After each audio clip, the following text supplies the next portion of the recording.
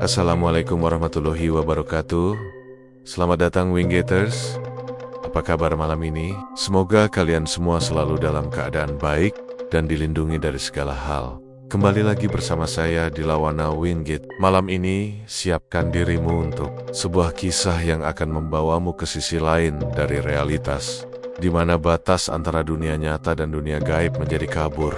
Namun, sebelum kita mulai, izinkan saya untuk mengingatkan, cerita yang akan saya sajikan ini hanyalah fiksi belaka. Sebuah hiburan yang terinspirasi dari beragam kisah misteri. Jika ada kesamaan nama, tempat, atau kejadian, itu hanyalah sebuah kebetulan. Tak perlu lama-lama lagi. Ini dia ceritanya. Cerita ini bermula dari Bimo, seorang pemuda rantau yang baru saja pulang ke desa setelah bertahan-tahan bekerja di Jakarta. Udara sore di desa Wedonan terasa jauh lebih sejuk dibandingkan hiruk-pikuk ibu kota. Jalanan yang dulu masih berupa tanah becek, sekarang sudah disemen rapi. Di kanan kiri jalan berdiri rumah-rumah besar, bahkan beberapa sudah bertingkat 2. Dengan cat yang masih tampak baru dan pagar besi berkilau, Bimo berhenti sejenak di depan rumah Pak Mardi. Dulu, rumah itu reot, dindingnya masih papan, dan kalau hujan sedikit saja bocornya di mana-mana. Tapi rumah itu berdiri megah, seperti rumah orang kota. Ada mobil hitam mengilap di garasi, dan di halamannya tercium aroma dupa samar yang terbawa angin sore. Pak Mardi sukses banget sekarang, gumam Bimo pelan. Langkahnya berlanjut ke rumah Bu Rasti. Ia tertegun, wanita yang dulu jualan nasi kucing di pasar dan sering memberi Bimo sisa lauk waktu kecil. Kini memiliki rumah tembok luas dengan pagar tinggi. Di depan rumahnya terparkir mobil Avanza putih yang masih mengilap. Loh, kok bisa? Batin Bimo heran, semua berubah begitu cepat.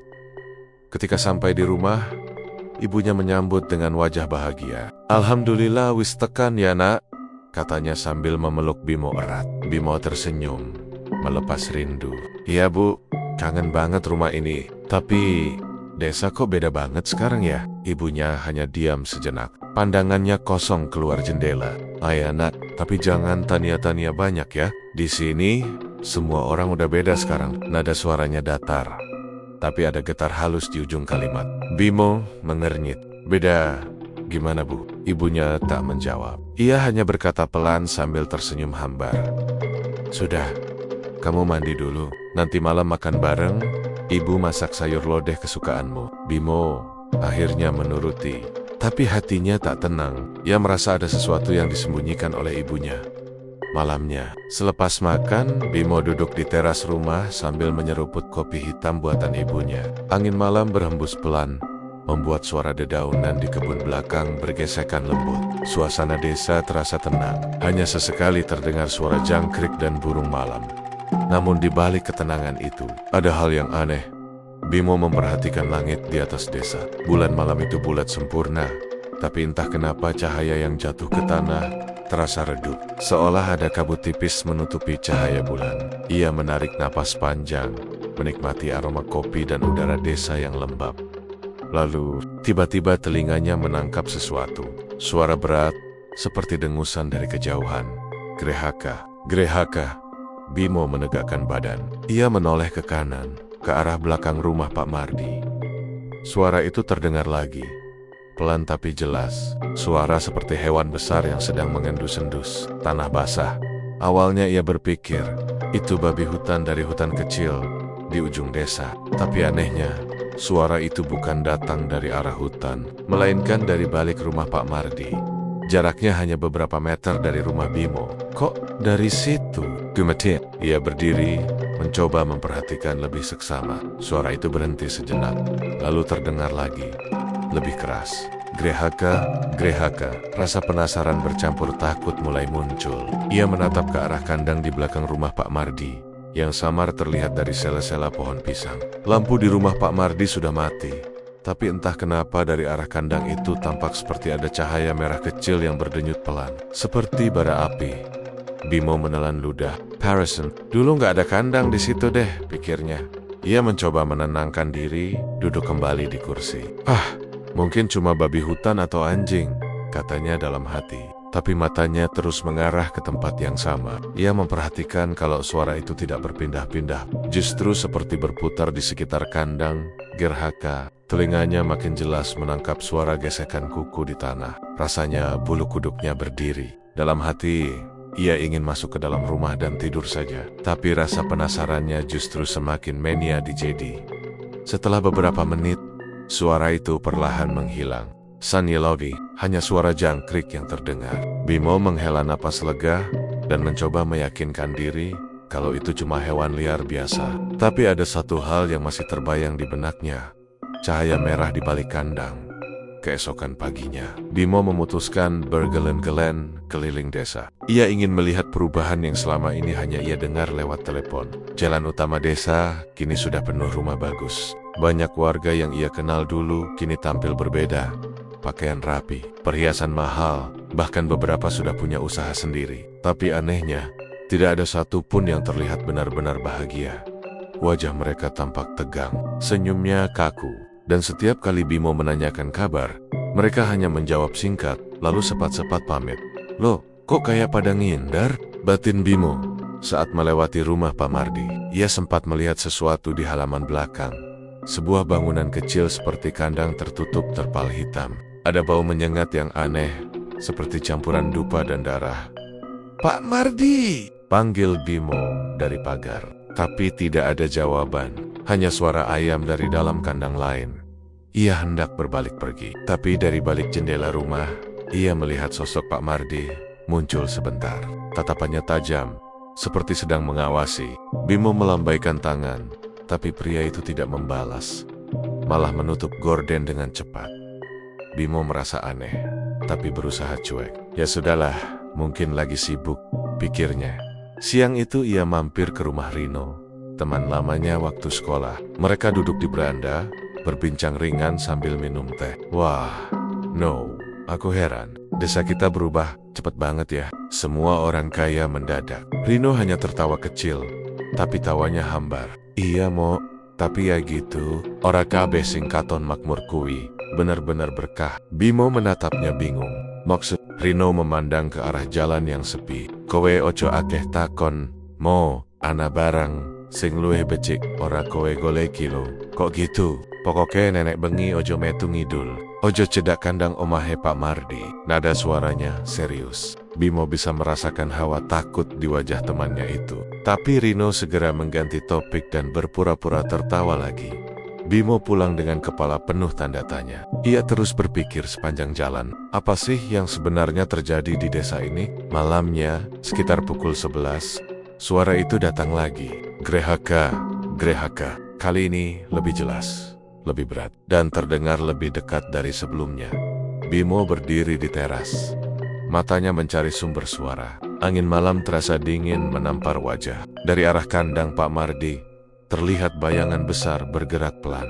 Bentaknya aneh, seperti hewan, tapi tubuhnya terlalu besar untuk seekor babi hutan biasa. Cahaya bulan sedikit menerangi wujudnya. Bimo melihat tubuh hitam pekat, gemuk, dengan kaki yang kuat. Matanya tampak merah menyala di kegelapan. Suaranya seperti perpaduan antara dengusan dan erangan manusia. Bimo terpaku. Tangannya gemetar, tapi ia tak bisa berpaling. Ia hanya berdiri menatap makhluk itu yang kini tampak seperti sedang mengendus-endus tanah. Lalu makhluk itu berhenti sejenak, menoleh ke arah rumah Bimo. Jantungnya serasa berhenti berdetak. Ia buru-buru menutup pintu, masuk ke dalam rumah, dan mematikan lampu. Dari dalam, ia masih bisa mendengar langkah berat melintas di depan rumahnya. Gubrak, gubrak. Langkah itu perlahan menjauh, lalu hilang di ujung jalan. Bimo berlari ke kamar ibunya. Bu, ibu dengar suara tadi? Ibunya membuka mata, wajahnya pucat. Ses, ojo banter nak, ibu juga kerungu. Itu apaan bu? Ibunya menatap ke arah jendela dengan mata kosong. Sudahlah, jangan tanya. Di desa ini, ora kabeh singkaton kui sakjane urip. Kalimat itu membuat Bimo merinding. Ia tahu, ibunya menyembunyikan sesuatu. Tapi malam itu ia memilih diam. Sebelum tidur, Bimo menatap langit dari jendela kamarnya. Bulan masih bulat sempurna, tapi entah kenapa cahayanya seperti meredup setiap kali menyentuh rumah. Pak Mardi, seolah ada kabut tipis yang menelan sinarnya. Bimo memejamkan mata, tapi pikirannya terus berputar tentang suara dengusan itu, tentang perubahan aneh warga, dan tentang pandangan takut ibunya. Dan di saat ia hampir tertidur, dari kejauhan terdengar lagi suara itu. Lebih pelan, lebih menyeramkan, seperti suara napas berat di dekat telinganya sendiri. Gerehaka, Bimo membuka mata lebar-lebar. Ia tahu, malam itu baru permulaan dari sesuatu yang jauh lebih mengerikan. Keesokan paginya, sinar matahari sudah menembus sela-sela genting rumah. Bimo bangun dengan kepala berat. Ia tidak tahu apakah tadi malam benar-benar ia mendengar suara dengusan hewan atau hanya mimpi. Tapi yang jelas, suara itu terasa nyata begitu dekat dan begitu berat. Seperti ada sesuatu yang bernafas tepat di belakang rumah. Setelah sarapan, Bimo memutuskan keluar rumah. Udara pagi terasa segar, tapi ada hawa aneh yang sulit dijelaskan. Burung-burung berkicau seperti biasa, namun entah kenapa desa terasa lebih sepi dari biasanya. Beberapa orang lewat hanya menunduk tanpa menyapa. Bahkan anak-anak yang biasanya main di depan rumah Bu Rasti, sekarang sudah jarang terlihat. Langkah Bimo membawanya ke rumah Rino. Teman lamanya sejak SD, rumahnya tidak jauh dari balai desa. Berdiri sederhana, dengan halaman penuh tanaman. Begitu sampai, Bimo memanggil pelan, "No, Rino." Tak lama, pintu terbuka. Rino keluar dengan wajah agak lesu, rambut acak-acakan, seperti belum tidur semalaman. Tapi ketika melihat Bimo, ia tersenyum lebar. "Lomo, kau wes balik. Wah, kangen aku karo kowe," katanya sambil menepuk bahu Bimo. Mereka duduk di beranda sambil minum teh manis buatan ibunya Rino. Suasana tampak tenang, tapi Bimo tak bisa menahan rasa penasarannya. "No, aku mau nanya sesuatu, tapi jangan diketawain ya." Rino menatap curiga. "APA mau?" Bimo mencondongkan tubuhnya sedikit, lalu bicara pelan. "No, kemarin malam aku dengar suara aneh, kayak dengusan hewan di belakang rumah Pak Mardi. Tahu nggak itu apaan?" Rino yang tadi santai mendadak berubah. Matanya langsung menatap Bimo lama, tanpa ekspresi. Lalu ia menaruh gelas tehnya pelan di meja, menoleh kanan kiri, memastikan tidak ada orang lain di sekitar mereka. "Est, ojo keras-keras ngomongnya, Mo," bisiknya tegang. "Loh, kenapa emangnya?" tanya Bimo.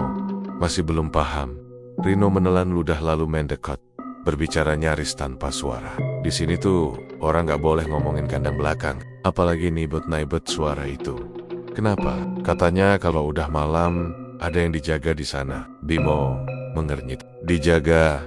Maksudmu dijaga sama siapa?" Reno menandok. Tangannya gemetar saat memegang gelas. "Bukan siapa, Mo. Tapi apa?" "Loh, kok ngomong gitu? Maksudmu apa?" Rino menarik napas panjang, lalu menatap Bimo dengan wajah serius. "Sama babi seringgi." Bimo terdiam beberapa detik. Ia berusaha memproses kata-kata itu, tapi rasanya aneh. "Babi seringgi?" ulangnya pelan. "Itu apaan nomor? Aku baru dengar." Rino tampak gelisah. Pandangannya sesekali mengarah ke jalan, seolah takut ada yang mendengar. "Kowe ngerti babi ngepet tuh?" Bimo mengangguk. "Ya ngerti, yang katanya orang bisa berubah jadi babi buat cari uang. Nah, babi seringgi itu mirip, tapi luwih elek, lebih jahat." Suara Rino bergetar. Ia menatap kosong ke arah sawah di belakang rumah. Makhluk itu bukan cuma bantu orang cari duit, Mo, tapi minta tumbal nyawa. Bimo mencibir kecil, berusaha menertawakan suasana yang mulai terasa berat. "Ah, kamu ngibul. Nomor mana ada yang begitu? Masa zaman sekarang masih percaya hal kayak gitu?" Tapi Rino tidak tertawa. Wajahnya tetap tegang. "Kowe kira aku guyon? Aku iki wong desa, Mo. Aku ngerti apa sing kelakoning kene. Babi seringgi iku nyata. Ora kabeh mata bisa ndelo, tapi aku wis tau krungu." Nada suaranya mantap, tapi matanya terlihat menyimpan rasa takut mendalam. Rino lanjut bercerita. "Beberapa tahun lalu, waktu kowe belum pulang, desa iki angel banget. Banyak yang bangkrut, sawah gagal panen, orang-orang susah makan. Tapi tiba-tiba ada satu malam yang aneh. Waktu itu malam Jumat Kliwon. Dari rumah Pak Mardi keluar bau amis campur dupa. Esok paginya, orang-orang lihat rumahnya udah bersih, seolah habis disapu angin. Terus, seminggu kemudian, dia beli motor baru. Bimo mulai memperhatikan serius. Terus, setelah itu, satu persatu warga jadi kaya. Tapi tiap kali ada yang kaya baru, pasti ada yang mati mendadak. Kadang anak kecil, kadang orang tua, kadang hewan peliharaan. Orang sini tahu, tapi pura-pura nggak tahu, karena mereka juga pengen hidup makmur. Rino meneguk tehnya. Suaranya melemah. Disaiki wis ora kaya dulu. Wong wis padan dolani setan. Bimo memejamkan mata sebentar, mencoba mencerna cerita itu. Antara percaya dan tidak, hatinya mulai terasa dingin. Jadi maksudmu, semua yang kaya di desa ini? Rino mengangguk pelan. Ya, kemungkinan besar wis nyambut gawe bareng babi seringgi. Suasana hening sejenak. Hanya suara ayam dari kejauhan yang terdengar. Bimo menggigit bibirnya, lalu berkata, "Tapi, gimana bisa? Babi begituan tinggal di desa. Orang pasti udah tahu dong kalau ada yang aneh." Rino menatapnya lagi. Matanya sayu. "Makhluk iku ora metu sembarangan mo," katanya. "Dia cuma muncul pas malam tertentu, biasane Jumat Kliwon. Wujudnya babi gede, irenge pekat kayak arang, matane abang, nyala kayak bara api. Yen metu, wong sing ngontrol bakal ora sadar. Biasane, sing lagi nyawiji karo makhluk kuwi bakal turu pingsan, awake anget, keringetan, kayak wong sakau." Pimatarium, gambarannya terasa terlalu rinci untuk disebut hanya rumor. "Kamu lihat sendiri." Rino menggeleng cepat. Aku ora wone. Tapi aku tahu wong sing pernah delok. Terus seminggu kemudian ilang. Iya, ilang, tanpa jejak. Rino lalu menatap Bimo dalam-dalam. "Makanya, aku pesenmu, ojo takon maneh soal kandang belakang. Ojo nyebut babi seringgi, nenek bengi. Apalagi nenek bulan purnama. Aku ora pengen kowe kenapa-kenapa." Bimo tersenyum kecil, berusaha menenangkan suasana. "Ya udah, aku nggak bahas lagi deh. Tapi sumpah, aku penasaran banget." Rino berdiri, menepuk bahu Bimo. "Penasaran kui sing kadang mateni wong, mo hati-hati." Kalimat itu terasa berat, tapi Bimo hanya tertawa hambar, mencoba menepis rasa takut yang mulai menyelinap di dadanya. Siang itu, setelah pamit, Bimo berjalan pulang, melewati jalan belakang yang mengarah ke sawah. Di kejauhan, rumah Pak Mardi tampak sepi, tak ada suara dari dalam. Hanya tercium lagi bau aneh yang mirip dupa bercampur amis. Ia berhenti sejenak, memperhatikan dari jauh. Tirai jendela rumah itu bergerak pelan, seolah ada yang mengintip. Tapi begitu Bimo menatap, tirai itu langsung tertutup rapat. Sore harinya, Bimo duduk di teras rumah sambil menunggu ibunya pulang dari pengajian. Ia masih memikirkan kata-kata Rino tentang babi seringgi, tentang tumbal, tentang malam Jumat Kliwon. Semua terasa tidak masuk akal. Tapi anehnya, batinnya justru yakin bahwa ada sesuatu yang disembunyikan di desa ini. Menjelang maghrib, angin mulai bertiup lebih kencang. Langit, suara kentongan dari musola terdengar menggema, memanggil orang untuk salat. Bimo masuk sebentar untuk mengambil sajadah. Tapi saat lewat dapur, ia melihat ibunya sedang berdiri di dekat jendela, menatap ke arah luar dengan wajah tegang. "Bu, ibunya kaget, lalu cepat-cepat menutup jendela. "Nggak apa-apa nak, cepat salat ya. Tadi ibu ngelihat apa?" "Nggak, cuma kucing." Tapi suara ibunya terlalu gugup untuk dibilang jujur. Malam datang perlahan. Desa Wedonan tampak sunyi. Lampu-lampu rumah sudah padam satu persatu. Tapi dari arah rumah Pak Mardi, tampak cahaya redup kekuningan, seperti dari lilin atau dupa yang menyala di dalam rumah. Bimo duduk di tepi ranjang, menatap jendela kamarnya. Hatinya gelisah. Ia teringat perkataan Rino, "Ojo nyebut babi seringgi nenek bengi." Tapi rasa penasarannya terlalu besar. Ia merasa harus tahu apa yang sebenarnya terjadi. Sekitar pukul 12 malam, suara aneh itu terdengar lagi. Grehaka, grehaka. Bimo berdiri perlahan, matanya mengarah ke jendela. Ia menyingkap tirai sedikit. Dan kali ini, ia melihat sesuatu yang membuat darahnya berdesir. Dari arah kandang belakang rumah Pak Mardi, muncul bayangan besar bergerak perlahan. Bentuknya tidak jelas, tapi tubuhnya gemuk dan hitam legam, seperti tertutup lumpur pekat. Di punggungnya tampak seperti duri-duri kecil yang memantulkan cahaya bulan. Bimo menahan napas. Makhluk itu berjalan perlahan menuju sawah, meninggalkan jejak basah di tanah. Dan yang paling menakutkan, Dari dalam rumah Pak Mardi terdengar suara orang mengerang pelan, seperti orang yang sedang setengah sadar. Aduh, suara itu lirih tapi jelas. Lalu hening lagi. Bimo mundur perlahan dari jendela. Jantungnya berdegup keras. Ia ingin lari ke kamar ibunya, tapi kakinya kaku. Telinganya masih menangkap suara dengusan yang kini terdengar lebih jauh. Beberapa menit kemudian, sunyi. Ia duduk di lantai, berusaha mengatur napas. Dalam hati ia bergumam lirih. Astagfirullah, nenek pancen kui bener babi seringgi. Berarti Rino orang ngibul. Keesokan paginya, suasana desa mendadak ramai. Bimo mendengar kabar dari tetangga bahwa seekor kambing milik Bu Rasti ditemukan mati di kandang dengan tubuh kering, seperti habis dihisap darahnya. Tidak ada luka besar, hanya 2 titik merah di lehernya.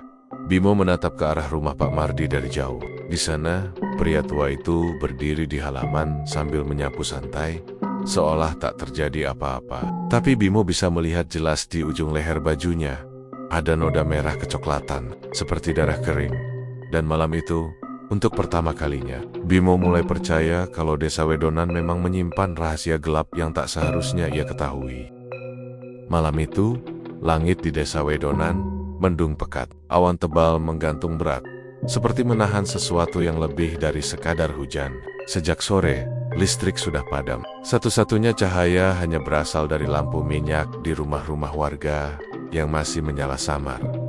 Bimo duduk di ruang tengah, menggenggam ponselnya yang baterainya tinggal sedikit. Angin dari sela-sela dinding bambu meniup tirai tipis yang tergantung di jendela, membuatnya berayun perlahan. Suara jangkrik dari luar seperti mendadak berhenti, berganti dengan kesunyian yang aneh. Sunyi yang membuat bulu kuduk berdiri tanpa alasan jelas. Ibunya sudah tidur di kamar. Ia sempat menasehati sebelum memejamkan mata. Nak, nenek listrik mati. Ojo metu rumah. Leana suara aneh, diam saja. Ojo, ditanggapi. Bimo hanya mengangguk waktu itu. Tapi sakerong, nasihat itu seperti gema di kepalanya. Makin keras setiap kali angin bertiup. Jam dinding menunjuk hampir pukul 11 malam. Desa terasa benar-benar mati. Bahkan suara ayam pun tak terdengar. Bimo hendak masuk kamar, ketika tiba-tiba, dari arah luar, terdengar suara berat itu lagi. Grehaka, grehaka. Suara itu sama seperti malam-malam sebelumnya. Tapi kali ini, lebih jelas, lebih dekat. Bimo menahan napas. Matanya mengarah ke jendela. Hatinya berdetak cepat. Tapi rasa penasaran mengalahkan takutnya. Pelan-pelan, ia mendekati jendela dan menyingkap tirai. Dari sana, matanya membulat lebar. Di kejauhan, tepat di belakang rumah Pak Mardi, terlihat sesuatu yang bergerak. Awalnya samar, tapi lama-lama bentuknya makin jelas. Seekor babi besar, tubuhnya hitam legam, hampir seukuran kerbau muda. Matanya menyala merah seperti bara api, dan dari lubang hidungnya keluar uap hitam pekat. Bimo menelan ludah, tubuhnya gemetar. Setiap langkah makhluk itu meninggalkan bekas gosong di tanah, seperti habis terbakar. Udara di sekitarnya bergetar, membuat dedaunan di pohon pisang bergoyang meski angin nyaris tak ada. Bimo ingin berteriak, tapi suaranya hilang entah kemana. Makhluk itu berjalan perlahan, kepalanya menunduk, sesekali mengendus tanah, lalu mendengus keras. Gak, gak. Dan yang paling aneh, dari balik jendela rumah Pak Mardi, terlihat bayangan seseorang berdiri diam, hanya mengamati makhluk itu. Bimo menyipitkan mata, mencoba memastikan. Ia yakin, bayangan itu adalah Pak Mardi sendiri. Tapi wajahnya tampak pucat kibu-abuan, seperti orang yang tak punya darah. Bimo mundur perlahan dari jendela, nafasnya tersengal. Ia duduk di lantai, menutup mulut agar tak bersuara. Dalam hati ia berdoa, "Ya Allah, ojo nganti makhluk kui ngerti aku ngintip." Tapi tiba-tiba, suara dari luar berubah. Ada langkah mendekat, langkah berat yang menghantam tanah dengan irama pelan, namun teratur. Tak-tak, duk, langkah itu berhenti di depan rumah Bimo. Ia menahan napas. Jantungnya hampir meloncat dari dada. Suara dengusan berat kini terdengar jelas dari balik pintu. Bau amis bercampur busuk menyengat, masuk lewat celah kayu. Bimo menandok, memeluk lutut, tubuhnya menggigil. Suara itu berdiri di sana selama beberapa detik, Lalu, terdengar sesuatu seperti cakaran di pintu. Krik, Bimo hampir menjerit, tapi tangannya cepat menutup mulut. Ia melirik ke arah kamar ibunya, takut kalau suara itu membangunkannya. Tapi ibunya tetap terlelap, entah kenapa tidak mendengar apapun. Tiba-tiba, suara itu berhenti. Hening lagi, Bimo memberanikan diri mengintip sedikit dari celah jendela. Tapi makhluk itu sudah tidak di sana. Yang tersisa hanyalah jejak kaki besar berwarna hitam gosong di tanah depan rumah, berjejer rapi menuju arah sawah di belakang desa. Keesokan paginya, Bimo bangun dengan kepala berat. Ia hampir tidak tidur semalaman. Begitu keluar rumah, ia melihat beberapa warga sudah berkumpul di jalan. Ada yang menanjuk-nanjuk ke arah sawah, ada yang berbisik-bisik. "Ada apa, Bu?" tanya Bimo pada Bu Rasti yang berdiri di dekat warungnya. Bu Rasti menatapnya. Wajahnya tegang. Tadi pagi, ketemu mayat kambing lagi di sawah. Kering semua darahnya. Dagingnya utuh, tapi lehernya bolong. Bimo terdiam. "Kambing? Siapa?" Katanya kambingnya Pak Harto. Tadi malam masih sehat. Beberapa orang mulai berspekulasi. Ada yang bilang itu ulah binatang liar. Ada juga yang berbisik kalau itu tandane babi sing dijaga wong pesugihan. Tapi begitu ada yang menyebut kata pesugihan, beberapa warga langsung menegur. "Ses, ojo nyebut-nyebut. Nenek, kowe ora pengen apes." Bimo memperhatikan jejak di tanah. Bekasnya sama seperti yang ia lihat tadi malam, hitam gosong, dan bentuknya bukan kaki manusia atau hewan biasa. Ia membangkok, menyentuh tanah itu, dan merasakan hangat, seolah baru terbakar. "Ini bukan jejak babi biasa," gumamnya pelan. Rino datang tak lama kemudian. Wajahnya tampak lelah, tapi begitu melihat ekspresi Bimo, ia tahu bahwa temannya itu telah melihat sesuatu.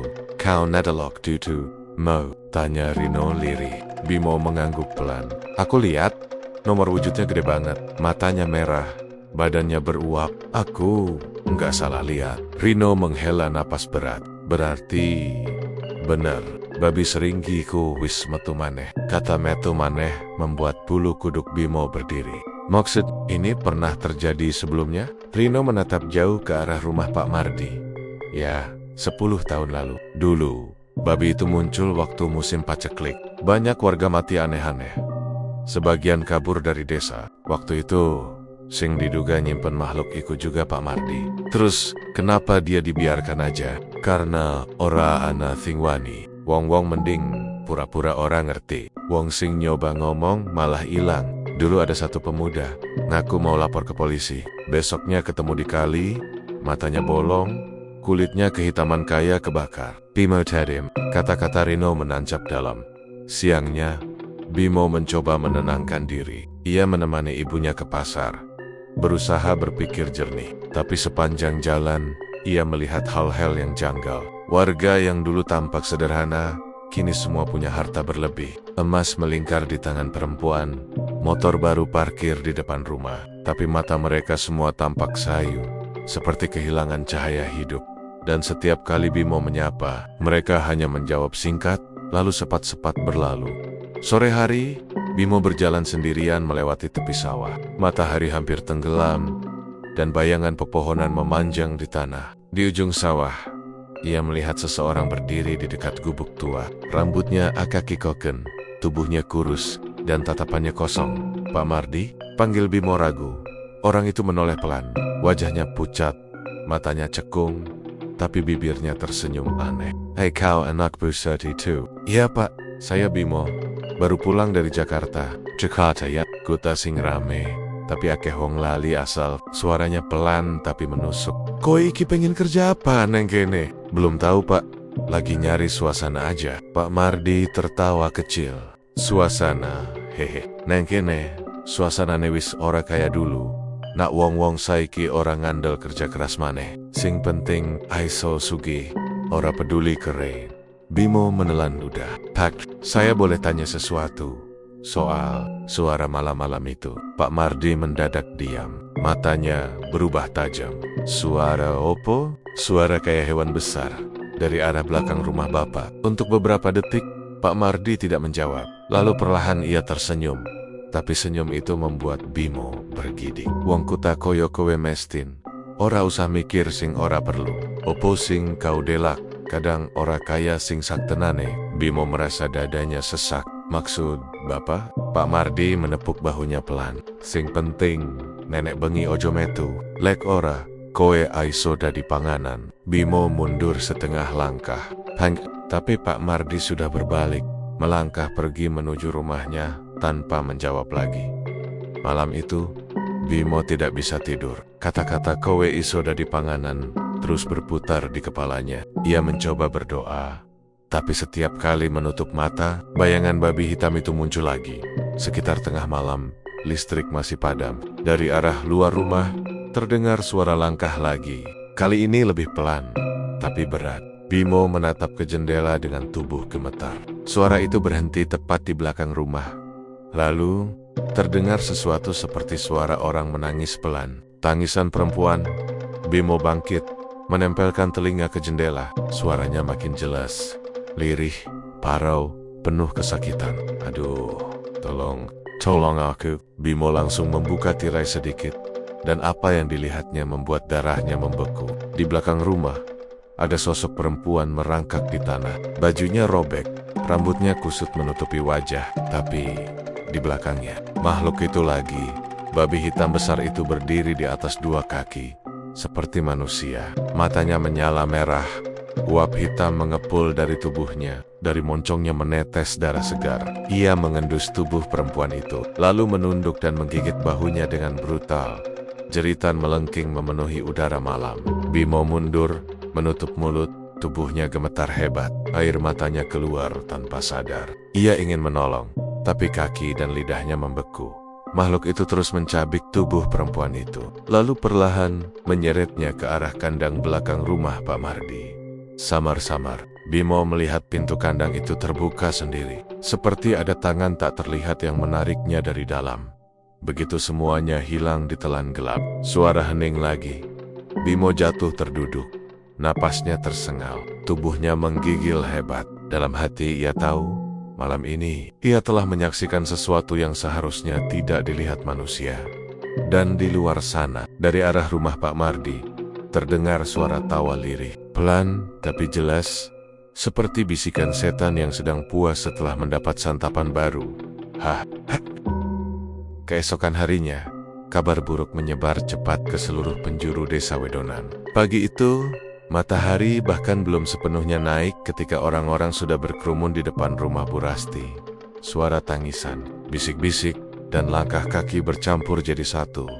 Bu Rasti meninggal mendadak. Begitu kabar yang pertama kali Bimo dengar dari seorang tetangga, ia segera keluar rumah dan berjalan cepat ke arah kerumunan. Dari kejauhan, ia melihat tubuh Bu Rasti sudah ditutupi kain putih di ruang tamunya. Beberapa ibu-ibu duduk di lantai sambil membaca tahlil dengan suara pelan. Sementara suami Bu Rasti tampak duduk di pojokan dengan wajah kosong, seperti tidak percaya dengan apa yang terjadi. Katanya tadi pagi ketemu di dapur, bisik seorang warga di samping Bimo.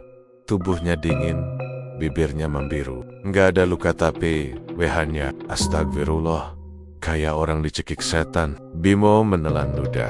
Ia langsung teringat semalam saat ia melihat babi hitam itu lewat di belakang rumah Bu Rasti, menuju ke arah kandang Pak Mardi. Hatinya tiba-tiba berdegup kencang. Berarti beneran ada hubungannya, gumamnya pelan. Tapi ia tidak berani bicara banyak. Warga tampak takut untuk menyinggung apapun yang berbau aneh. Bahkan waktu salah satu pemuda nyeletuk, "Apa jangan-jangan ini ulah?" Seseorang langsung menegur keras, "Sas, ojo sembarangan ngomong." Sore itu, jenazah Bu Rasti langsung dimakamkan tanpa banyak upacara. Semua serba cepat, tidak ada yang berani bertanya, tidak ada yang berani menunda. Seolah semua orang ingin urusan itu cepat selesai dan dilupakan. Namun, hanya sehari setelah pemakaman, kabar lain yang lebih mencurigakan muncul. Pak Mardi beli tanah baru di ujung desa, dan katanya semua perabot rumahnya diganti dengan yang baru dan mewah.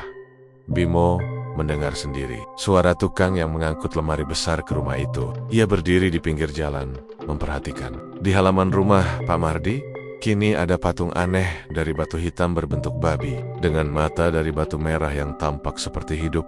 "Pak Mardi makin kaya aja," gumam seseorang di belakang Bimo. "Padahal kerjaannya apa sih sekarang?" "Katanya sih bisnis hasil bumi," jawab yang lain. "Bisnis? Wong sawah wey." jarang dikelola, timpal satu lagi. Lalu mereka tertawa hambar dan sepat-sepat pergi. Bimo berdiri mematung, menatap patung itu lama. Batu hitamnya terasa memancarkan hawa dingin yang aneh. Lalu tiba-tiba, dari balik jendela rumah, sosok Pak Mardi muncul menatapnya. Lagi-lagi dengan tatapan tajam dan senyum samar yang membuat perut Bimo terasa mual. Bimo buru-buru pulang. Di rumah, ibunya sedang menjemur pakaian di belakang. "Bu," panggilnya sambil menatap sekeliling memastikan tidak ada orang lain. "Aku rasa di desa ini ada yang gak beres." Ibunya menoleh cepat. "Maksudmu apa, Nak?" "Aku lihat sesuatu malam itu. Ada hewan aneh, matanya merah, keluar dari kandang Pak Mardi." Wajah ibunya langsung pucat. Jemuran di tangannya jatuh ke tanah dan napasnya tercekat. "Bimo, ojo ngomong sembarangan," katanya cepat. Suaranya sedikit bergetar. "Tapi Bu, itu beneran. Aku lihat sendiri." "Dim, Nak." Ibunya menatapnya tajam, tapi mata itu basah. "Kamu nggak ngerti. Jangan ikut campur urusan orang desa. Kamu bisa celaka." "Celaka kenapa, Bu? Apa hubungan makhluk itu sama kematian Bu Rasti?" Ibunya langsung memalingkan wajah, suaranya makin lirih. "Pokoknya jangan tanya opo-opa soal babi itu. Mereka semua udah janji sama sesuatu." Bimo tertegun. "Janji? Janji sama siapa, Bu?" Ibunya hanya menatapnya lama lalu berbisik, "Sama ting ora katon." Kalimat itu membuat bulu kuduk Bimo berdiri. Ia ingin menekan lebih jauh, tapi ibunya tiba-tiba menunduk dan menangis pelan. "Bu, ibu tahu sesuatu ya?" "Sudahlah Bimo, sing penting ojo nibat-nibat babi seringgi. Iki diseora kaya dulu maneh. Wong-wong saiki wis ngagadaik jiwane kanggo banda." Bimo tidak bisa berkata apa-apa. Ia hanya berdiri di situ, menatap ibunya yang menggigil ketakutan. Malamnya, suasana desa terasa aneh. Tidak ada anak-anak yang main, tidak ada suara tawa. Bahkan suara jangkrik pun seolah hilang. Seisi desa seperti menahan napas. Bimo duduk di teras lagi, menatap langit gelap yang kali ini tidak ada bintang sama sekali. Hanya bulan separuh yang redup, menggantung di atas rumah Pak Mardi. Dari arah sana, samar-samar tercium bau dupa dan darah yang terbakar. Ia menggenggam cangkir kopinya erat-erat. Pikirannya kacau. Kalau semua orang di desa ini tahu, kenapa nggak ada yang berani ngomong? Kenapa mereka cuma diam? Lalu ia teringat sesuatu, kata Rino. Bimo segera beranjak dan berjalan cepat ke rumah Rino. Rumah itu gelap, tapi pintunya terbuka sedikit. Ia mengetuk pelan. "No, Reno, aku Bimo. Boleh ngobrol bentar?" Tak lama Rino muncul dengan mata sembab dan wajah lesu. "Masuk, Mo," katanya pelan. Begitu pintu ditutup, Rino langsung duduk dan menatap lantai. "Kowe tetap kepikiran tuh, Mo?" "Iya, nomor aku nggak bisa diem." Bu Rasti mati aneh. Terus Pak Mardi malah makin kaya. Pasti ada hubungannya sama babi itu. Rino menghela napas panjang. Suaranya bergetar. "Aku seharusnya orang ngomong iki, tapi kowe kudu ngerti. Pesugihan babi seringgi kuwi wis ana saka zaman Simba." "Jadi beneran?" Rino mengangguk. "Iya, babi seringgi kuwi ora kaya babi ngepet sing nyolong duit. Iki luwih jahat. Sing disembah iku jin ala sing embutuh darah manusia. Nek wong sing melakoni wis janji, setiap beberapa wulan kudu ana tumbal." "Tumbal? Maksudmu manusia?" "Iya. Biasane wong sing cedak karo pelakune. Kadang tanggane, kadang keluargane diu." "Bimo, terus selama ini yang dijadikan tumbal itu siapa aja?" "Reneman, aku orang ngerti kabeh. Tapi nek kawai sing ngitung. Coba demo.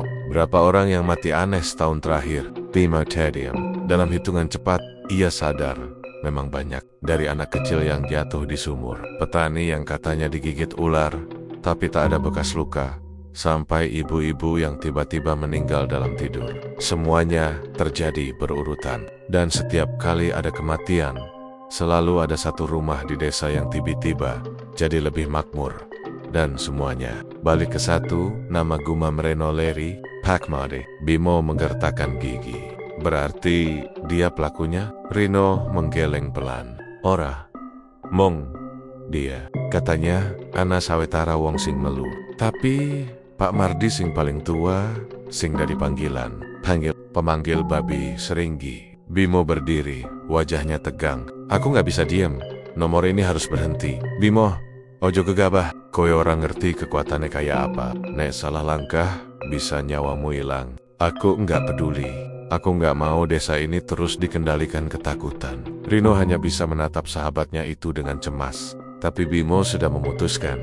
Malam itu, setelah semua orang tidur, Bimo keluar diam-diam dari rumah. Ia membawa senter kecil dan sebilah pisau dapur, hanya untuk berjaga-jaga. Langit masih gelap, dan bau dupa dari rumah Pak Mardi makin kuat pelan-pelan. Ia menyusuri jalan setapak menuju kandang belakang. Angin dingin menerpa wajahnya, membuat kulitnya merinding. Setiap langkah terasa berat. Dari keehan, ia mendengar suara orang berbisik-bisik, seperti sedang berdoa dalam bahasa yang tidak dimengerti.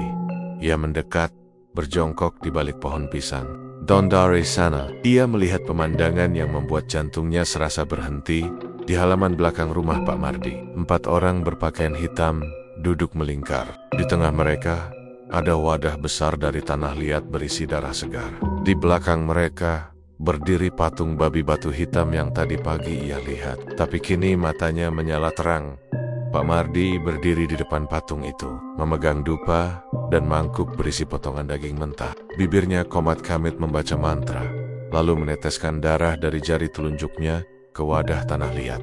Duh, sing dijaga babi seringgi, aku nyuwun berkahmu maneh. Suaranya berat, seperti bukan suara manusia. Iki tumbal, wis tak siap. Terimalah supaya rejeki tetap milik kaya banyu. Bimo menahan napas. Matanya menangkap sesuatu di samping wadah tanah liat. Sepotong kain yang familiar. Itu selendang merah milik Bu Rasti. Bimo hampir menjerit, tapi menutup mulut cepat-cepat. Dalam sekejap, tanah di bawah patung itu bergetar. Dari celah-celah tanah keluar asap hitam pekat. Suara dengusan berat muncul dari bawah. Dan perlahan, kepala babi besar itu muncul dari dalam tanah, menembus ke permukaan. Matanya menyala merah terang, giginya tajam, dan tubuhnya seperti terbuat dari asap yang hidup. Grehaki, GRHKKKK. Orang-orang yang berlutut di sekitar patung itu langsung menunduk. Salah satu dari mereka menyayat tangannya sendiri dan meneteskan darahnya ke tanah. Pak Mardi memejamkan mata, dan wajahnya seperti tersenyum bahagia. Bimo menggigil di tempat persembunyiannya. Ia tahu sekarang, semua yang ia lihat bukan halusinasi. Babi seringgi benar-benar nyata. Ketika makhluk itu menghilang kembali ke tanah, orang-orang itu berdiri. Mereka menutup wadah tanah liat itu dengan kain hitam, lalu memadamkan dupa satu persatu. Bimo mundur perlahan, mencoba pergi tanpa suara. Tapi tiba-tiba, ranting di bawah kakinya patah. Krek, semuanya menoleh. Mari, ono wong. Suara berat Pak Mardi menggema. Bimo langsung lari sekencang-kencangnya. Nafasnya memburu, jantungnya berdetak tak karuan. Dari belakang terdengar suara lengka-langka dan makian. Cekel, ojo nganti lolos. Ia berlari menembus pekarangan, melompati pagar bambu, hingga akhirnya sampai di jalan utama desa. Kakinya berdarah karena tergores batu, tapi ia terus berlari sampai rumahnya terlihat. Begitu masuk, ia mengunci pintu rapat-rapat dan menahan napas. Ibunya keluar dengan wajah panik. Bimo hanya bisa terisak, Bu. Aku, delok, aku ndelok pesugihane, Pak Mardi. Ibunya menatapnya dengan wajah ketakutan, lalu jatuh terduduk. Astagfirullah, wis telat nak, saiki kowe wis dadi incaran. Dari luar, terdengar suara geraman. Grehaka, pelan, makin dekat. Grehaka, GRHKKK. Lampu minyak di ruang tengah tiba-tiba padam sendiri, dan hawa dingin menyelimuti rumah mereka. Dan malam itu, Bimo sadar, jalan untuk keluar dari desa Wedonan sudah tertutup. Malam Jumat itu, hawa desa Wedonan terasa lebih dingin dari biasanya. Udara seperti menyimpan sesuatu yang berat dan gelap. Angin dari arah utara membawa aroma dupa, bercampur bau amis darah, yang entah dari mana asalnya. Bimo duduk di kamarnya sejak sore, memandangi jendela yang terbuka sedikit. Ia tahu, malam ini harus jadi titik terang. Ia tak bisa terus diam. Setelah kejadian malam sebelumnya, ibunya semakin ketakutan. Setiap menjelang maghrib, semua pintu rumah dikunci, jendela ditutup rapat, dan lampu minyak dibiarkan menyala semalaman. Tapi Bimo tahu, ketakutan ibunya tidak akan membuat masalah ini selesai. Bu, aku harus tahu kebenarannya, katanya dalam hati. Ketika jam menunjukkan pukul 11 malam, ia diam-diam mengenakan jaket, mengambil senter kecil, dan keluar lewat pintu belakang. Dari jauh, suara azan Isya sudah lama hilang, digantikan desiran daun pisang yang bergesekan oleh angin malam. Bimo berjalan perlahan menyusuri jalan setapak menuju rumah Pak Mardi yang terletak agak di pinggir desa. Langit malam itu hitam pekat, hanya sesekali disinari cahaya petir jauh di ufuk timur. Tik, terdengar suara burung hantu bersahutan, suara yang membuat bulu kuduk siapapun berdiri, sampai di dekat pagar bambu belakang rumah Pak Mardi. Bimo berjongkok di balik pohon pisang. Dari situ, ia bisa melihat sebagian halaman belakang rumah itu. Kandang besar masih berdiri di pojok. Samar-samar tampak siluetnya. Jam dinding dari dalam rumah berdentang 12 kali. Tepat tengah malam, beberapa detik kemudian, seluruh lampu rumah Pak Mardi tiba-tiba padam bersamaan. Jalap total, hanya sisa cahaya bulan separuh yang menerobos di sela-sela daun pisang. Dari dalam rumah terdengar suara orang membaca mantra dengan suara rendah dan berat. Bahasa yang tidak ia kenal. Kadang terdengar seperti bahasa Jawa kuno, kadang seperti gumaman dari tenggorokan yang serak. Om Hyang Sing Jaga, Rahayu dateng, Kawula, terimalah tumbal rasa iki. Bimo menahan napas. Matanya terpaku pada pintu kandang di belakang rumah itu. Tak lama kemudian, pintu itu terbuka pelan. Suara engselnya berderit panjang. Dari dalam kegelapan, muncul sosok besar yang membuat jantung Bimo seolah berhenti berdetak. Seekor babi hitam pekat, tubuhnya sebesar kerbau muda, kulitnya beruap hitam, dan matanya menyala merah menyilaukan. Uap hitam di sekelilingnya seperti asap yang hidup, bergerak memutar, menelan udara di sekitarnya.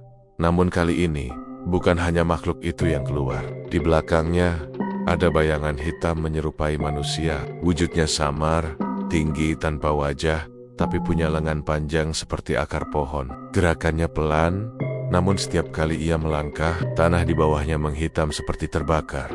Bimo menutup mulutnya erat-erat, takut kalau napasnya terdengar. Hatinya berdebar kencang. Ia tahu, kali ini bukan hanya pesugihan biasa. Ada sesuatu yang jauh lebih besar, lebih tua, dan lebih jahat. Bayangan itu berhenti di halaman belakang. Sementara babi seringgi berjalan berputar mengelilinginya, seperti binatang yang sedang disembah. Suara Pak Mardi terdengar jelas dari arah rumah. Wahai penjaga kekayaan alas wedonan, tumbal wisana, terimalah, dan jaga aku saka wong sing nyelidiki. Kalimat terakhir membuat Bimo tersentak. Maksudnya, aku. Ia bergerak mundur perlahan, tapi tanpa sadar, kakinya menginjak ranting kering di tanah. Krek! Suara itu pecah di tengah keheningan malam. Makhluk babi itu langsung berhenti. Kepalanya menoleh pelan ke arah suara, dan mata merahnya menyorot tepat ke arah Bimo. Nafasnya menghembuskan uap panas. Dari kandang, terdengar suara laki-laki parau yang berat. Siapa di sana? Tanpa pikir panjang, Bimo langsung berlari sekeng-keng-keng nia menembus semak. Dadanya serasa mau pecah. Napasnya pendek-pendek, dan setiap langkah seperti dikejar bayangan maut. Dari belakang terdengar dengusan berat, grehaka, grehaka. Diikuti suara kaki berlari cepat menghantam tanah basah. Bimo menoleh sekilas dan nyaris menjerit. Bayangan besar itu berlari mengejarnya. Matanya menyala merah menyilaukan. Tanah di belakangnya gosong setiap kali kaki makhluk itu menginjak. Ya Allah, tolong aku, gumam Bimo di antara desah napasnya yang hampir habis. Ia menyeberangi pematang sawah yang licin. Terjatuh beberapa kali, tapi terus memaksa berdiri. Angin malam menampar wajahnya. Bau belerang bercampur darah menusuk hidung. Dari kejauhan, ia bisa melihat rumahnya samar-samar di balik kabut tipis. Namun semakin dekat, semakin jelas suara langkah berat yang mengejarnya. Tanah di belakang bergetar. Greh-kek, grehaka, sampai akhirnya, saat ia hampir mencapai pagar belakang rumahnya, sesuatu melompat ke arahnya dari kegelapan. Bayangan besar dengan mata merah meluncur cepat, hampir menubruknya. Bimo menjerit, jatuh tersungkur, dan menutup wajahnya dengan tangan. Tapi entah bagaimana, tubuh makhluk itu berhenti tepat di depannya, seperti menabrak sesuatu yang tak terlihat. Terdengar suara wuung. Seperti dinding gaib menahan benturan, Bimo membuka matanya. Di hadapannya, tampak cahaya samar kekuningan berbentuk garis melingkar di tanah. Tepat di sekitar halaman belakang rumahnya, ibunya berdiri di pintu, menatap ke arah Bimo dengan mata berlinang, sambil memegang segenggam daun sirih dan sebotol air yang beruap. "Cepat melebu, nak!" teriaknya dengan suara gemetar. Bimo berlari masuk. Begitu ia melewati garis cahaya itu, tubuhnya seperti diselimuti hawa hangat. Dari luar, suara makhluk itu meraung keras. "Greyhound." Ibunya langsung menutup pintu rapat dan menaruh sesuatu di ambang pintu. Campuran garam, air bunga, dan potongan bawang merah. Setelah itu ia membaca doa dengan cepat, dalam bahasa yang Bimo belum pernah dengar. Beberapa menit kemudian, suara dari luar perlahan menghilang. Hanya tersisa suara jangkrik dan hujan rintik yang mulai turun. Bimo duduk di lantai, napasnya terengah. "Bu, apa itu barusan?" Ibunya menatapnya lama. "Kau wis dikayar, mau iki tandane. Babi Seringgi wis ngerti nenek kowe nyelidiki pesugihan. Tapi gimana ibu bisa bikin garis cahaya itu?" Ibunya memandang ke arah jendela, lalu menjawab pelan, "Aku tahu Karain, karena dulu bapakmu sing ngajari." "Pimet, bapak, maksud ibu, bapak tahu soal ini?" Ibunya mengangguk perlahan. "Bapakmu dulunya dukun kampung. Wong-wong orang ngerti. Tapi bapakmu sing bantu nutup pesugihan iki waktu pertama muncul." "Pertama muncul?" "Iya, zaman biyen, sakdurunge Pak Mardi, pesugihan iki wis ana luwih lawas tinimbang desa iki diut." Suara ibunya mulai bergetar. "Tapi waktu iku bapakmu gagal nutup kabeh. Salah siji pengikut lolos lan saiki kemungkinan kuwi sing nerusak perjanjiannya." Timotarium, segalanya kini mulai masuk akal. "Jadi selama ini ibu tahu tapi nggak bilang apa-apa?" "Aku cuma pengen melindungi kowe. Tapi saiki kabeh wis kebuka Bimo. Kowe kudu ngerti, wong sing wis janji karo Babi Seringgi ora bisa metu saka perjanjiannya. Yen dheweke mungkasi nyawane bakal dijupuk." Hujan makin deras. Suara petir menyambar jauh di hutan. Bimo menatap lantai. Berarti satu-satunya cara adalah memutus hubungan itu. Ibunya menatapnya khawatir. "Karane Mang Siji ngusir jin penjaga. Tapi ora sembarang wong aiso." "Siapa yang bisa, Bu?" Ibunya menatap jauh. "Mungkin Mbah Karso, wong sepuh sing manggon nang pinggir alas. Duwek sing tahu nulungi bapakmu dulu." Nama itu membuat Bimo sedikit berharap. Ia tahu siapa Mbah Karso, lelaki tua yang sering disebut orang gila oleh warga karena tinggal sendirian di tengah hutan dan sering bicara sendiri. Tapi mungkin hanya dia satu-satunya harapan. Pagi harinya, Bimo memutuskan pergi ke hutan tanpa memberitahu siapapun. Ia berjalan melewati jalan setapak yang ditumbuhi ilalang tinggi, sambil sesekali menatap ke belakang, memastikan tak ada yang mengikuti. Hutan itu lebat, lembab, dan sepi. Hanya suara air menetes dari daun ke daun.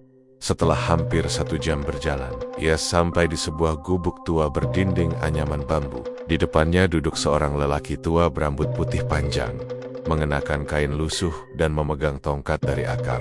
Matanya tajam, tapi tenang. "Kowe sopole?" Suara Mbah Karso berat tapi dalam. "Saya Bimo, Mbah. Aku butuh bantuan.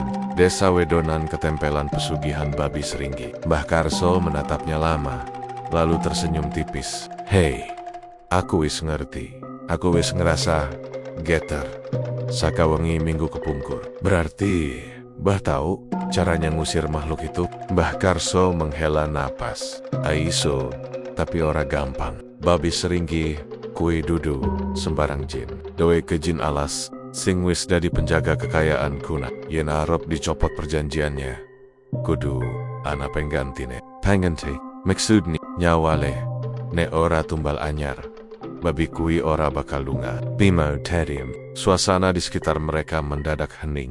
Hanya suara angin menyapu daun kering. "Jadi harus ada yang mati?" tanyanya pelan. Mbah Karso mengangguk. "Iya, tapi nenek sing dadi korban iku sing ngundang.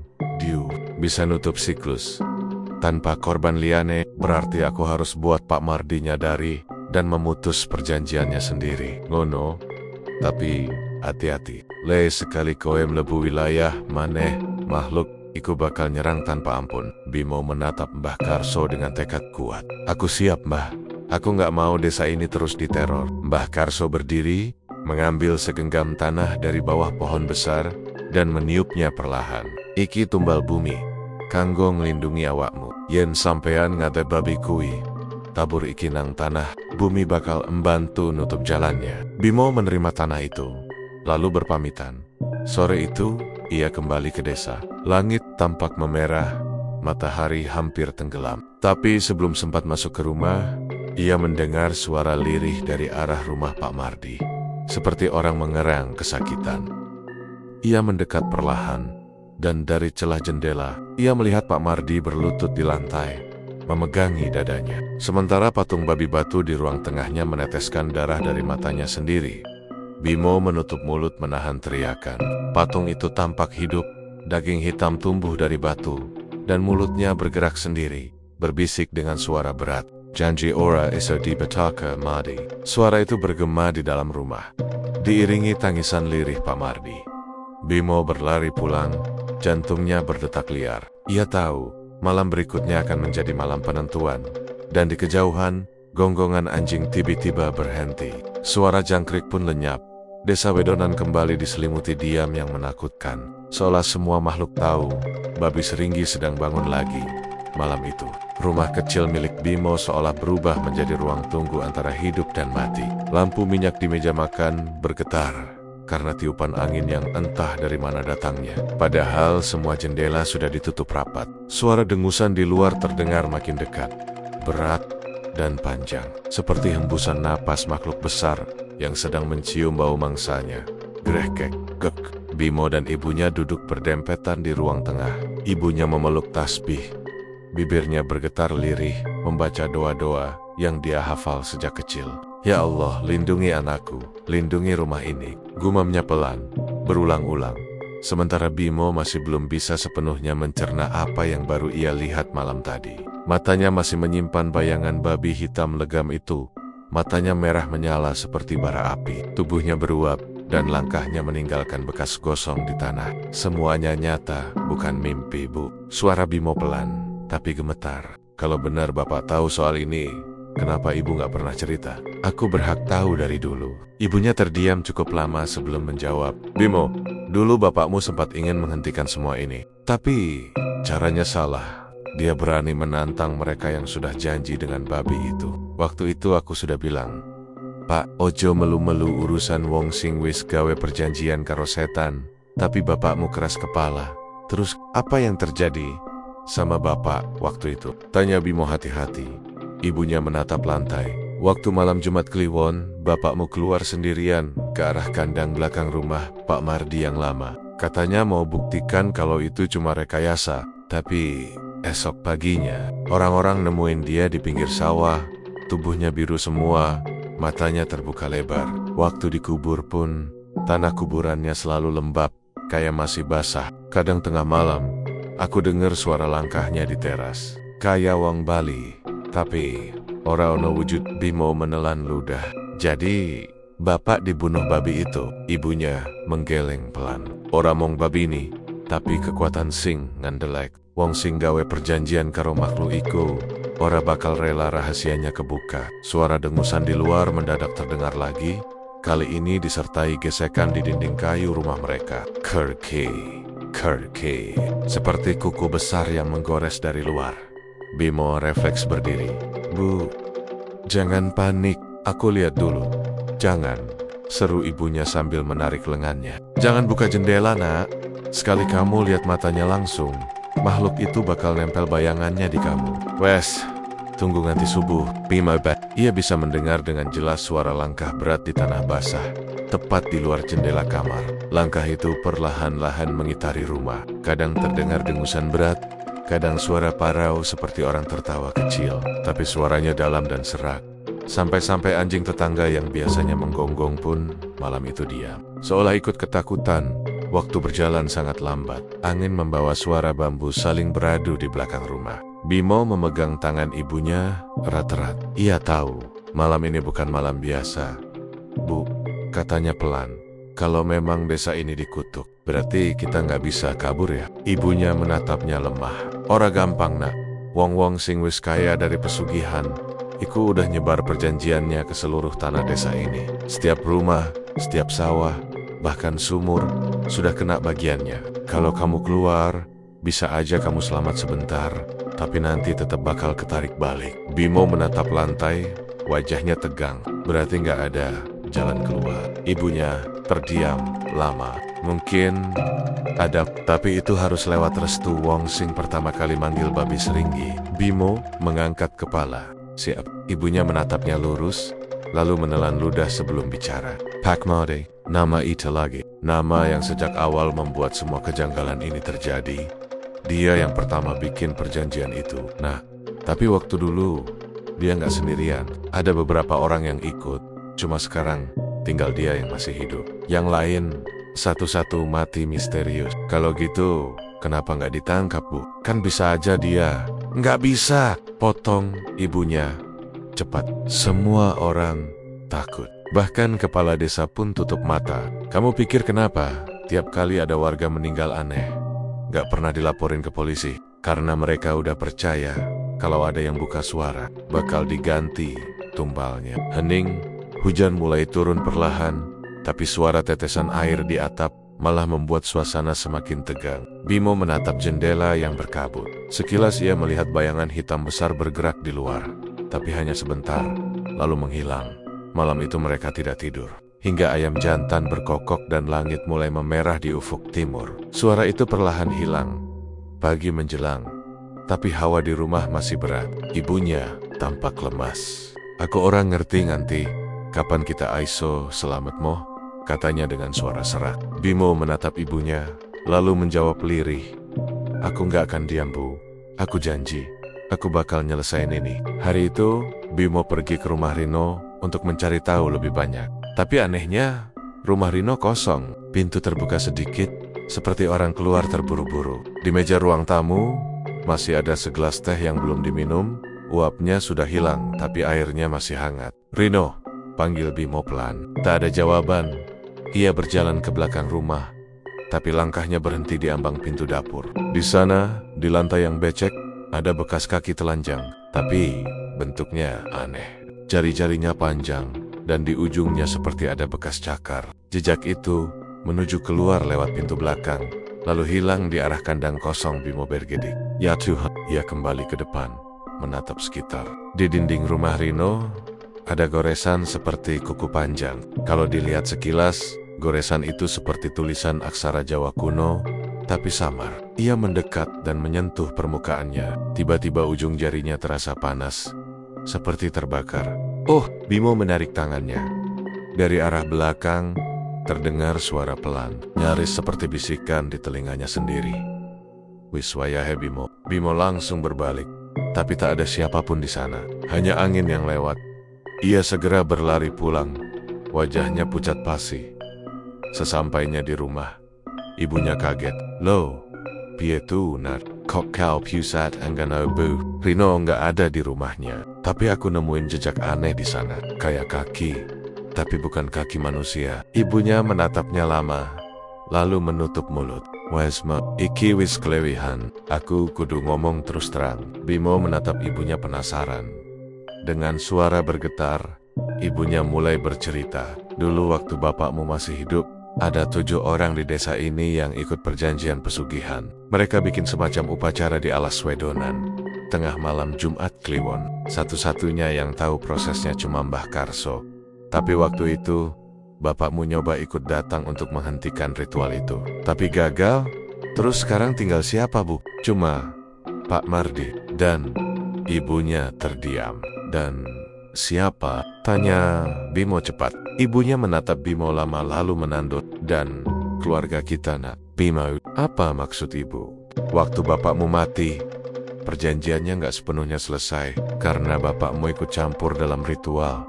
Sebagian jiwanya terikat dan sebagian perjanjiannya nempel ke keluarga kita. Darah Bimo serasa berhenti mengalir. Ia mundur 2 langkah, mencoba mencerna kata-kata ibunya. Jadi, selama ini kita juga bagian dari pesugihan itu? Ibunya menangis. Aku orang ngerti nenek bakal begini. Aku kira setelah bapakmu mati, semua selesai. Tapi ternyata kutukan nerus. Bimo terduduk di lantai. Wajahnya hancur. Selama ini ia pikir mereka korban, Ternyata mereka juga bagian dari perjanjian jahat itu. Suasana hening kembali. Hanya terdengar suara hujan yang semakin deras di luar. Tiba-tiba, dari arah atap terdengar suara langkah kaki. Berat, pelan, tapi jelas. Tak, tak, tak. Suara itu berjalan di atas genteng, lalu berhenti tepat di atas ruang tengah tempat mereka duduk. Ibunya memegang tangan Bimo erat. "Jangan bergerak, nak," bisiknya pelan. Bimo menatap ke atas. Dari sela genteng, tetesan air menetes ke lantai, tapi warnanya bukan air bening melainkan merah tua, darah. Duk, duk. Langkah itu bergerak lagi ke arah dapur. Lalu suara itu menghilang. Beberapa detik kemudian, terdengar suara benda berat jatuh di belakang rumah. Brok. Bimo langsung berdiri, mengambil senter, dan berlari ke arah pintu belakang. Tapi begitu pintu dibuka, tak ada siapapun di sana. Hanya genangan air bercampur lumpur. Di tengahnya, ada bekas kaki besar, sama seperti jejak yang ia lihat di rumah Rino. Namun kali ini, ada sesuatu yang lain. Di ujung jejak itu, ia melihat benda kecil tertancap di tanah. Sebuah bentuknya segitiga, dari kain hitam, dengan tali merah di ujungnya. Bimo memengutnya perlahan. Saat di sana, udara di sekelilingnya mendadak dingin, seperti semua panas disedot keluar. Ibunya datang, tergesa. "Jangan pegang itu." Tapi sudah terlambat. Jimat itu bergetar di tangannya, dan dalam sekejap, suara berat menggema di telinganya. "Wong sing nyentuh tanda iki, dadi bagian aku." Bimo menjerit, melempar jimat itu ke tanah. Tangannya berasap, kulitnya melepuh seperti terbakar. Ibunya langsung mengguyur tangannya dengan air doa. Tapi rasa panas itu tidak hilang sepenuhnya. Bimo terduduk lemah. "Bu, aku rasa makhluk itu udah nandain aku," katanya pelan. Ibunya menangis. "Gusti, ojo nganti anakku dadi tumbal." Malam itu, mereka tidak lagi berani tidur. Angin terus berdesir, membawa bisikan-bisikan samar dari luar rumah menjelang dini hari. Ketika azan subuh mulai terdengar sayup dari surau jauh di ujung desa, suara dengusan itu kembali terdengar. Kali ini dari arah sumur belakang rumah. Grehkek, grehaka. Bimo memberanikan diri keluar sambil membawa senter. Ia menyorot ke arah sumur, dan yang ia lihat membuat darahnya membeku. Dari dalam sumur muncul dua tangan besar berwarna hitam, berlendir, mencengkeram bibir sumur dari dalam. Lalu perlahan, kepala babi itu muncul, menatapnya lurus dengan mata merah menyala. Bimo mundur, tapi makhluk itu tiba-tiba berbicara. Suaranya berat dan parau. "Wiswayahe Bimo, nyawamu dadi ganti." Seketika senter di tangannya padam, rumah berguncang, angin berputar, dan jeritan ibunya memecah malam. Pagi itu, udara di desa Wedonan terasa ganjil. Matahari memang muncul di ufuk timur, tapi sinarnya redup, seperti tertahan kabut tipis yang menutupi seluruh desa. Suara ayam jarang terdengar, hanya sesekali angin yang membawa bau anyir entah dari mana. Bimo berdiri di depan jendela rumahnya, wajahnya pucat, matanya sembab karena 3 malam tak tidur. Ibunya masih terbaring lemah di kamar. Demam tinggi sejak malam terakhir babi seringgi muncul dari sumur. Tubuhnya gemetar setiap kali mendengar angin berdesir. Kadang ia mengigau, menyebut nama suaminya sambil menangis pelan. "Pak, ojo tinggal ke aku maneh." Bimo tahu, ia tak bisa terus begini. Semakin lama mereka diam, semakin kuat pengaruh makhluk itu terhadap desa. Ia memutuskan satu hal, harus melapor ke kepala desa. Mungkin masih ada orang yang mau mendengarkan. Dengan langkah berat, Bimo berjalan menuju balai desa. Jalanan sepi, terlalu sepi untuk ukuran pagi hari. Tak ada orang keluar rumah, bahkan warung Mbok Yem yang biasanya sudah buka sejak subuh pun masih tertutup rapat. Daun-daun kering berserakan di jalan. Terinjak angin yang berhembus pelan. Sesampainya di depan kantor kepala desa, Bimo berhenti. Pintu kayu tua itu terbuka sedikit, berderit pelan saat disentuh. "Pak Lurah," panggilnya pelan. Tak ada jawaban. Ia melangkah masuk. Bau amis langsung menyambut hidungnya, menyengat seperti darah segar yang lama tak dibersihkan. Lantai ruangan lembab, dan ada genangan air merah di dekat meja kerja. Di dinding sebelah kanan, Bimo melihat sesuatu yang membuat jantungnya berdegup kencang. Coretan darah membentuk tulisan besar yang buka mulut. "Akan diganti." Tulisannya menetes. Seolah baru dibuat, Bimo mundur 2 langkah, napasnya memburu. Tangannya bergetar memegang gagang pintu. Di ujung ruangan, kursi kepala desa terbalik, dan di atas meja ada potongan kain hitam kecil dengan benang merah melilit ujungnya, jimat yang sama seperti yang dulu ia temukan di belakang rumahnya. Ya Allah, gumamnya pelan. Lalu ia berlari keluar secepat mungkin. Udara di luar terasa semakin berat. Desa itu benar-benar sunyi. Hanya suara langkah kakinya sendiri yang terdengar. Ia langsung menuju rumah Rino, berharap temannya masih ada dan bisa diajak bicara. Tapi begitu sampai di sana, pintu rumah itu terbuka lebar, menimbulkan suara berderit pelan saat tertiup angin. Rino, panggil Bimo. Tak ada jawaban. Rumah itu berantakan, kursi terbalik, piring pecah di lantai. Bau busuk menyengat dari arah dapur. Dengan langkah gemetar, Bimo mendekot. Saat menyalakan senter kecil di ponselnya, cahaya itu memantul di lantai becek, memperlihatkan bekas kaki besar seperti hewan. Tapi anehnya, jejak itu hanya satu arah, keluar dari rumah. Ia mengikuti jejak itu sampai ke halaman belakang. Di sana, tanah becek, seolah baru saja digali. Tidak ada tanda-tanda Rino. Hanya satu hal yang membuat Bimo makin ngeri. Di atas tanah itu, tertancap kayu kecil dengan kain merah melilit di ujungnya. Bimo tersadar. Satu persatu orang yang tahu soal pesugihan itu mulai lenyap. Dan kini, mungkin gilirannya yang berikut. Malam pun tiba. Langit kelam tanpa bintang, awan hitam menggantung rendah, seolah menekan seluruh atap rumah di desa itu. Angin berhembus membawa bau anyir dan tanah basah di dalam rumah. Bimo duduk di lantai ruang tengah sambil memeluk ibunya yang masih lemah. "Bu, aku takut kalau semua ini bakal nyeret kita juga," katanya pelan. Ibunya membuka mata perlahan. "Bimo, kalau memang waktunya wis tekan, ora ono sing aiso ngindar nak." "Jangan bilang gitu, Bu. Aku bakal cari cara." "Aku nggak mau babi itu. Ambil ibu juga." Ibunya tersenyum getir. "Kadang sing aiso nlamet koe malah kudu ilang disik." Nah, Bimo tidak paham maksud ibunya. Tapi sebelum sempat bertanya, suara itu terdengar lagi.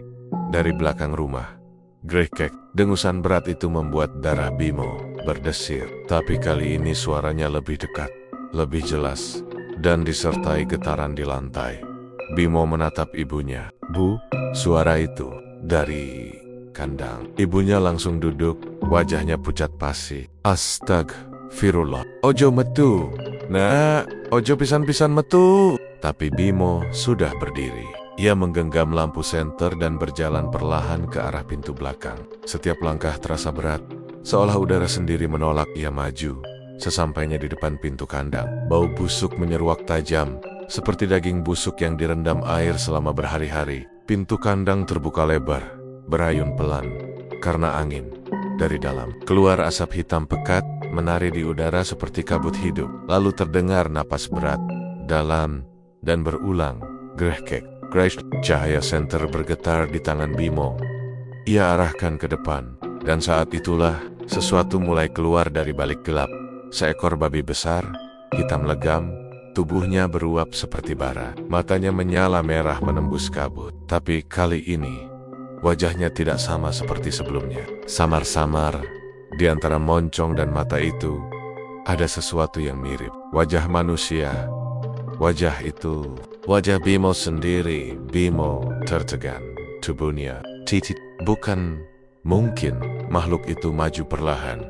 Setiap langkahnya meninggalkan bekas gosong di tanah. Suara napasnya berubah, seperti tawa yang teredam di tenggorokan dari belokong.